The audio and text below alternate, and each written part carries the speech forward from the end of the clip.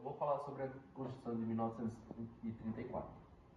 A Constituição Brasileira de 1934, promulgada em 16 de julho, foi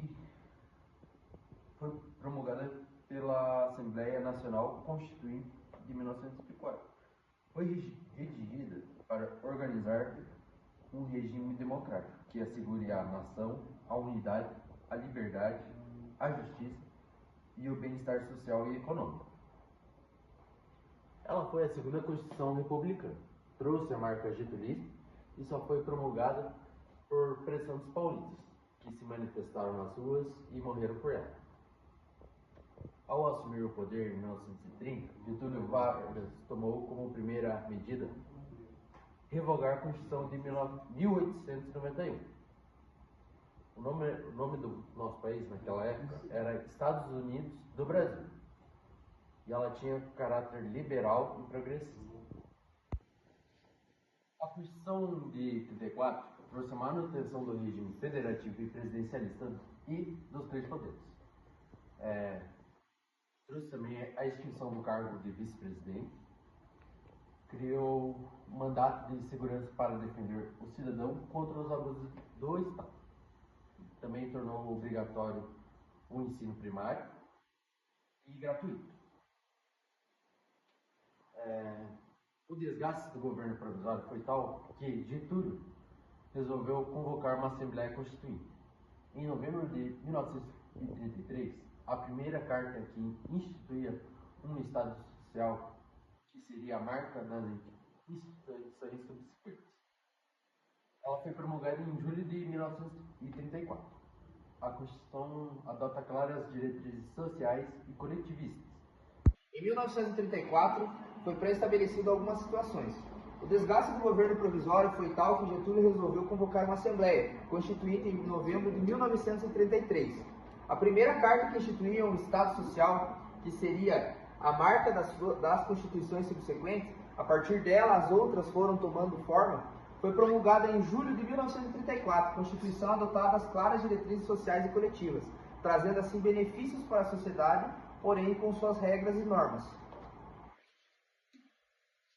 Aqui foi pré-estabelecido algumas diretrizes dessa Constituição, sendo ela a República Federativa, a tripartição dos poderes, a divisão dos poderes, sendo ele o Judiciário, o Legislativo e o Executivo. Aqui também veio junto com ela o voto secreto, algo que era uma novidade para a época. Também vindo junto com ele o voto feminino, trazendo sim o poder às mulheres, trazendo também o direito ao voto e uma voz ativa dentro da sociedade. Tendo também como característica o ensino gratuito e obrigatório. O ensino fundamental passou a ser obrigatório para todo mundo da época. E a justiça do trabalho, algo que é muito importante aos CLTs, tendo em vista que aqui trouxe a justiça do trabalho e também os deveres e os direitos dos trabalhadores da época. Então, eu vou falar um pouquinho sobre a Constituição de 1937, a parte introdutória. Próximo ao fim do mandato de Getúlio Vargas, ele deu um golpe no Estado, e a sua justificativa foi que só ele poderia salvar o Brasil de ameaças internas e externas dos socialistas e dos comunistas. Isso tudo se deu após a intentona comunista, que foi uma tentativa de golpe, e do Plano Collor, mas que supostamente foi orquestrado pelo governo e pelos seus aliados para que assim o governo tivesse mais uma desculpa para manter Getúlio Vargas no poder. Foi a quarta Constituição brasileira e a terceira do período republicano, marcada por ter leis de origem fascista. O Estado Novo ficou conhecido como a Era Ditatorial de Vargas, com uma Constituição conhecida como polaca, por ter características semelhantes à Constituição polonesa da época. Durou de 1937 até 1945. Ela ficou classificada como uma Constituição de forma rígida, que a principal diferença entre essa e as demais constituições era o poder de Vargas considerados ilimitados. Com as duas tentativas de golpe, o Getúlio Vargas revoga a Constituição de 1934 e impõe e oficializa a Constituição de 1937, decretada em 10 de novembro de 1937. A Constituição, então, passa a se chamar Estados Unidos. Sobre as características da Constituição de 1937. O exagero ao nacionalismo. Ele era um patriotismo extremo, assim, tipo... né? Tá certo? E o caráter antidemocrático e autoritário. E o poder centralizado nas mãos do presidente é que ele concentrava todo o poder nas suas mãos e ele se tornou um ditador. O mandato presidencial de 6 anos, ele entrava no poder, ficava 6 anos sem a possibilidade de reeleição, e nesse meio termo ele podia mudar e ficar por tempo indeterminado. E a extinção dos partidos políticos e da justiça eleitoral é que ele eliminou toda forma de competição que ele podia ter de alguém tirar ele do poder. Então, fica a parte de 1937. No primeiro tópico, ele vai falar sobre o poder executivo que acumula as funções dos legislativos. O que ele quer dizer?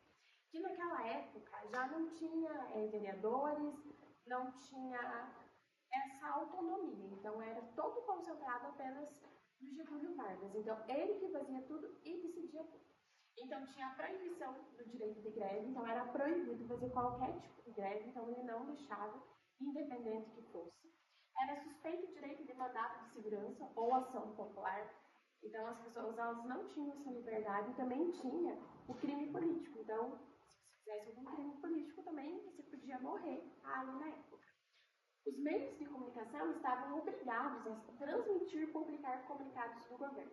Então, nessa época, a mídia em si, ela só publicava aquilo que o governo deixava. Então, tinha uma censura por trás de todas as mídias.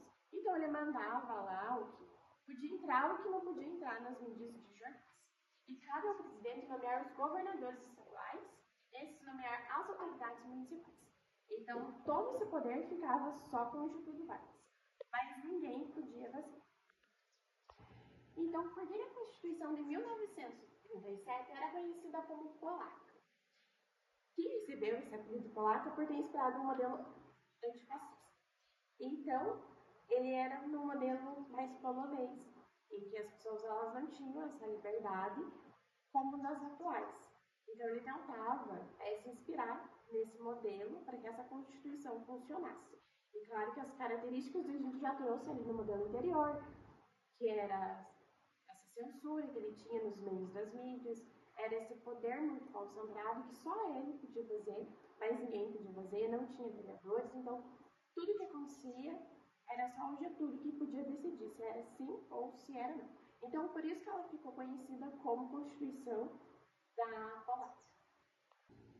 Então, aqui por requisito curiosidade, a gente trouxe todas as capas das Constituições, em 1824, 1891, 1934, 1937, que foi a que o nosso grupo apresentou, 1946, 1967 e a nossa atualmente, que é a que a gente usa inclusive no nosso curso, a Constituição de 1988, que é a que vigora até o momento.